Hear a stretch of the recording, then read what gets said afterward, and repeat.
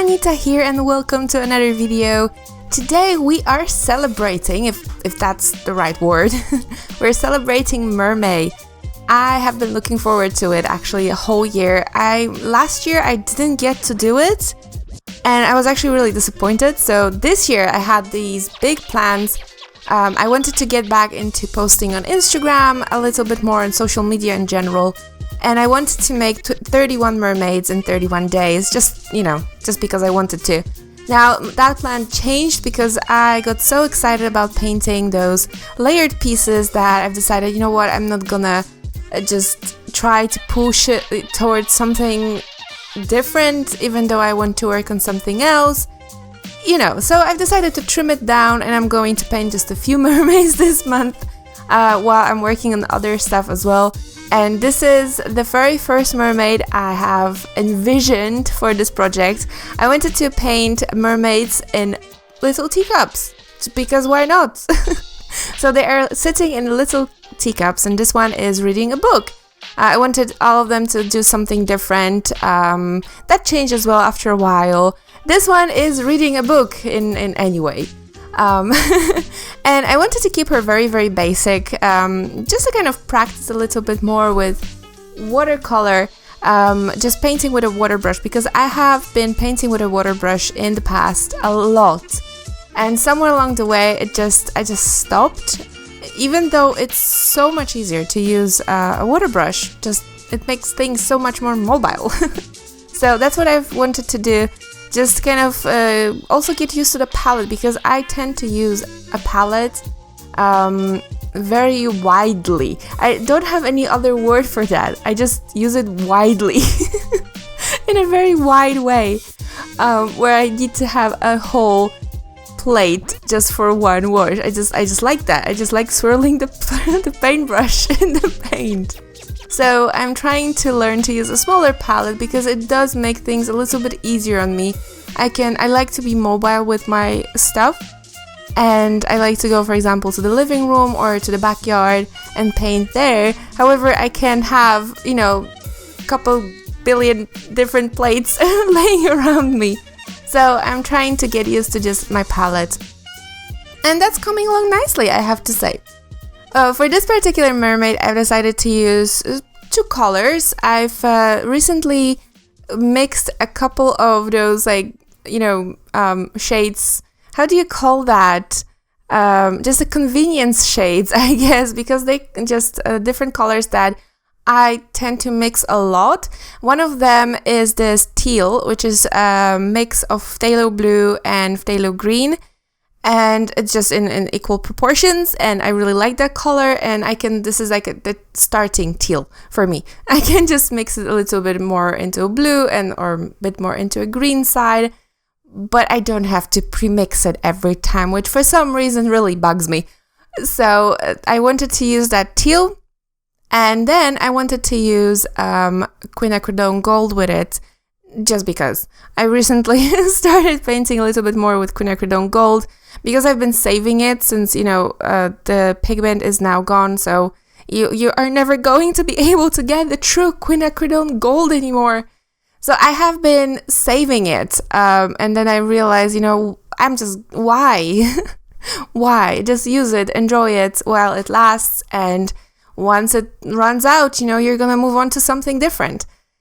So here you can see me painting a little bit with that quinacridone gold, and I've painted a little bit of an underpainting for the mug in that, phthalo teal, I guess, with that teal color, and then I've covered it with gold while her hair doesn't have an underpainting, because I wanted it to almost shine. I wanted it to be very, very bright. And I wanted to use purely the Quin Gold. If you don't know about Quin Gold, in its concentrated form, it has almost like a dark, like a brownish tint. It's brown. You can see it at the bottom right now. It's just brown. And it's beautiful. I absolutely love that transition. So I wanted to use that as the shading for her hair. And now you just see me just layering it. I'm just layering, trying to build up a little bit of, tone differentiation. I don't want to use that many lines. Recently, I've just went away from using lines. To be completely fair, when I started, because this was a sketch first, and I have been transferring these sketches onto my watercolor paper. This is a 300-gram Fabriano paper, by the way, hot pressed, of course. And I have been transferring it, and at first I've used just sepia, the Pigma, what is that, Sakura Pigma Micron? You know, just a fine liner, very thin fine liner in brown. But honestly, it's just turned so dark and so heavy that, because this is a very small picture, we are working on an A6 piece of paper. And it was just too heavy. And so I've turned into a more of a pencil outline with just a regular HB pencil. And then as I go and I keep adding colors and more value and just, make some areas darker, I keep adding as I go with the colored pencil, with the paint. And then at the very end, I might add just a little bit here and there, just a little bit of that dark brown fine liner line. But it won't be as heavy as if I just lined it completely. And this is something, I don't know, I used to line my pictures completely and I keep going away from that. I just, we're evolving, right? So here I'm adding the colored pencil and I have a couple of shades. As I just try to cover the entire picture with colored pencil to keep the texture consistent. So I have a couple of shades. Somewhere, like some places, I wanted to add a little bit more definition, so I'm adding a different color pencil. But the places where I'm really, really happy, I have certain shades that are the exact match to the watercolor, just to add a little bit of a texture and just kind of fit, mix everything together so that it fits nicely, so that there is no one space that has some colored pencil on it. There is a very, very distinctive texture, but then there's another one that doesn't. And that bothers me. That's just my personal preference. So for example, I've covered her entire face with just a flesh tint. That was the exact match for her flesh tint. Just because I wanted to have that consistency and texture. And here you can see me adding that little bit of fine liner just to, have everything nicely together. That doesn't make any sense. Just to kind of tie everything nicely together, deepen those deepest shadows. And yeah, especially when I've added it to the hair, that's because I wanted her hair to be curly. That's when actually the curls have, appeared and kind of revealed themselves.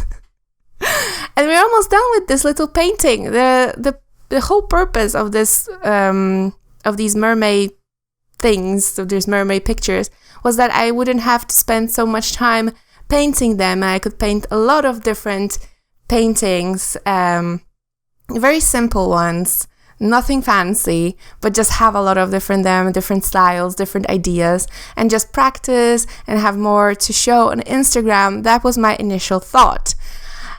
And yeah, however, probably by the look of the thumbnail of this video, you already know that this is not the end, because I'm just in the mood. I'm in the mood for layered pieces. So I cut that mermaid out, and now I'm just gonna surround her with stuff, okay? I've decided that A6 is definitely too small for a picture, to surround the picture with different layers, to surround the picture that is already A6. So I've moved to an A5 piece of paper, and I've used just a cheaper paper. This is not the purpose here was that the mermaid was on a good quality paper, so that because that's what I'm painting on, so I needed a good quality paper. However, the base of the painting doesn't have to be, the very expensive paper.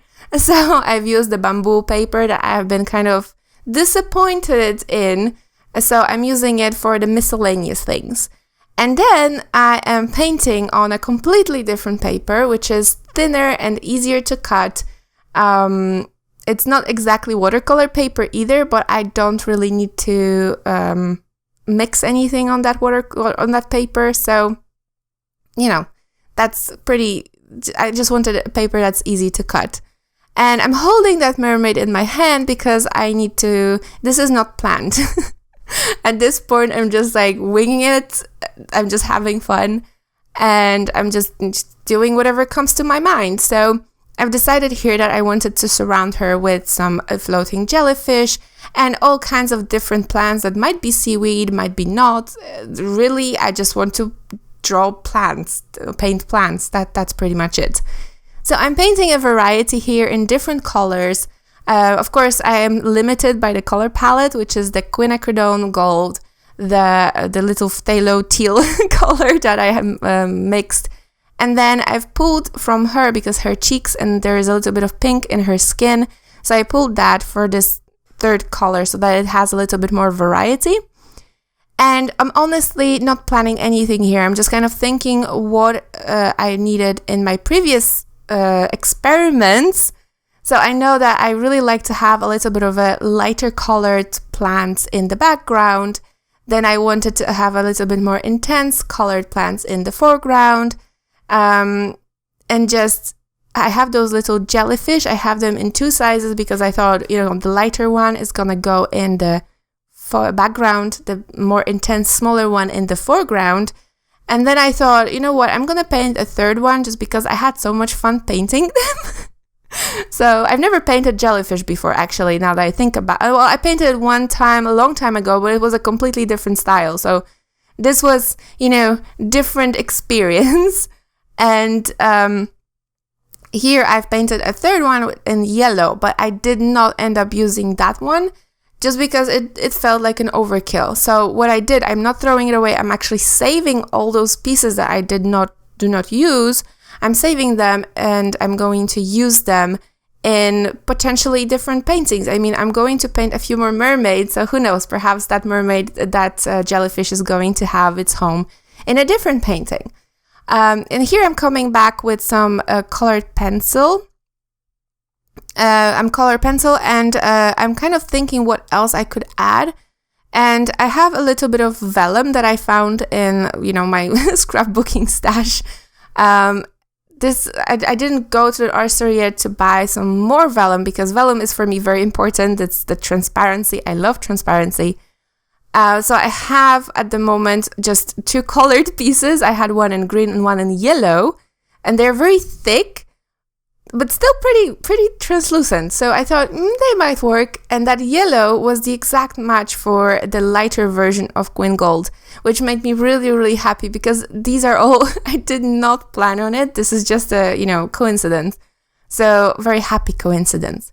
Here I'm adding a little bit of detail with some colored pencils, just kind of going for, variety. So I have some outlines on some of the plants. Some of them are outlined with colored pencils. Some of them are outlined with fine liners. Some of them do not have an outline, just to have a variety of different shapes. Actually the same shape with a different patterns on it, just so that they kind of all fit together. And then I'm not actually adding it. I have not recorded it because it takes a while, and I put just a nice show in the background, and I was cutting all of these off camera. And as you can see, I've also did some basic leaf shapes on the vellum, and I didn't do any other shapes on the vellum, only these leaves, And here comes the fiddly part. This is the fiddly part. This is just me basically trying to fit it all nicely together. As I've mentioned, there is no plan to it at all. I just keep adding them as I go. This is kind of I would call it an exercise in trusting yourself, because the very first one, the Totoro piece that I made, it took me really long time to put all those pieces together, because I would try different poses. Oh, maybe it fits here, maybe it fits there, and then I wouldn't glue it. I would actually just first arrange it and then glue it. And honestly, after you arrange it and you want to glue it, there's absolutely no way that you can put it in the exact same position. So better actually it's to glue it as you go. And this is what you actually see me doing it here. I'm using this new tape. It's something I got as a as a gift with an order that I've made recently. So this is a tape I've never used before. I am aware of it. It's a very, very, very tacky one, very, heavy duty tape. And it really is perfect for this kind of work. And I'm really gluing these parts as I go. So I commit almost immediately to it because, yeah, that's the only way to do it for me, honestly. It's just a matter of practicing and trying out things. And if it doesn't work, then I'm just going to try and fix it with some other part. So I just keep adding, keep gluing it immediately. The way I glue it actually is that I don't glue it completely, like the whole shape. I will add a little bit of tape at the bottom, for example, so that I can still tuck behind it. And this is something I learned during my scrapbooking period somewhere a couple of years ago, and watching some scrapbooking YouTubers.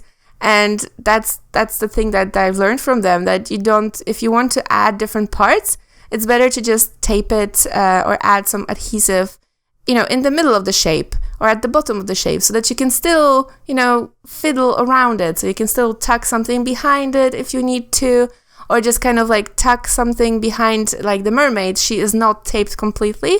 And at some point you will see me, so don't get surprised, you will see me actually flipping the paper around, because I did not glue her tail. So instead of kind of bending it backwards, I turned the paper around to glue it without disturbing the tail too much, because I still knew that I wanted to tuck things behind her. So I just glue basically the little cup, the teacup, and all the edges are behind the mermaid are free, so that I can still tuck things behind her freely. And as I go towards the end, that's when I glue. And I still have to figure out a good paper glue that I can use afterwards, let's put it this way. Because even though these pieces are really secure, I actually feel like I would like to add a little bit more glue in certain places, just to make it even more secure. But it has to be a good glue. It has to be a glue that's archival glue, so it doesn't yellow my paper, doesn't disturb anything. These are all pieces that are potentially for sale, so I always try to make them, so that they don't fall apart in a matter of seconds after someone buys it. And so I keep going, I keep adding, keep tucking. This whole process took me about an hour. And that's because at some point, I keep trying new things every time right now when I do this. So at this point, for example, I wanted to have a rounded shape in this piece. And I tried adding pieces so that it would kind of balance each part, like both sides. Also, at some point, you don't see me doing, because right after I finished recording, I've decided in a matter of seconds that middle light yellow leaf that's in the background, that it's covering the jellyfish completely, and I did not like that, and I cut it out. You can see it here, and that kind of shows the jellyfish a little bit more. Similar to the bottom jellyfish, that I kind of moved the papers around so that you could see that little jellyfish a little bit more. I mean, I am really happy with this piece, so it's practice. So how do you like it? Do you like this new style? I am so excited about it, so you'll probably see more pieces like that, because it's fun. What can I say? So if you like this video, please let me know by hitting the like button and maybe leaving a comment. I love reading your comments, guys. They just keep me going. And if you would like to support me, I've opened a Patreon recently, as you guys know, because I keep, shamelessly plugging it in.